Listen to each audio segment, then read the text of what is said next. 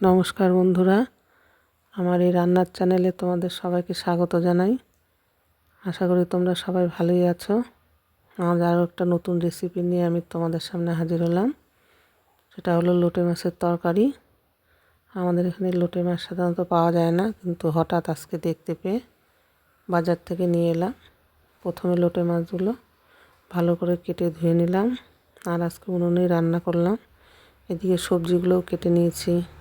প্রথমে কড়াইতে তেল গরম করে কালো জিরা, শুকনো লঙ্কা ফোড়ন দিয়ে পেঁয়াজ কুচি, রসুন কুচি, কাঁচা লঙ্কা কুচি তেলের মধ্যে দিয়ে একটু হালকা হালকা করে নেড়ে চেড়ে তার মধ্যে কেটে রাখা আলু, বেগুন, টমেটো দিয়ে দিলাম। পরিমাণ মতন লবণ, হলুদ আর একটু জল দিয়ে সবজিগুলো ঢেকে দিলাম। কিছুক্ষণ পর তরকারিগুলো হালকা হালকা ভাজা ভাজা হয়ে গেলে সবজিগুলো একটু ছড়িয়ে দিয়ে তার মধ্যে একটু তেল দিয়ে দিলাম।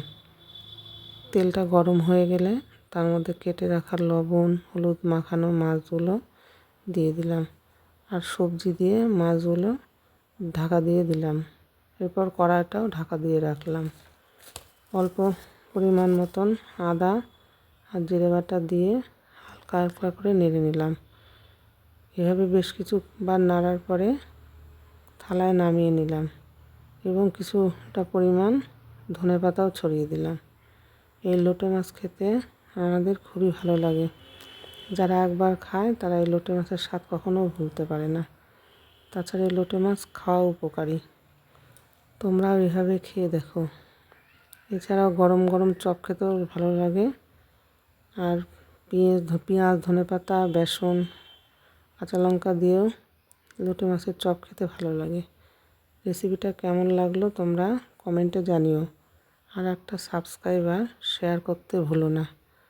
এরপরে দেখা হবে আবার নতুন অন্য ভিডিওতে। আজ এই পর্যন্তই। তোমরা সবাই ভালো থেকো। নমস্কার।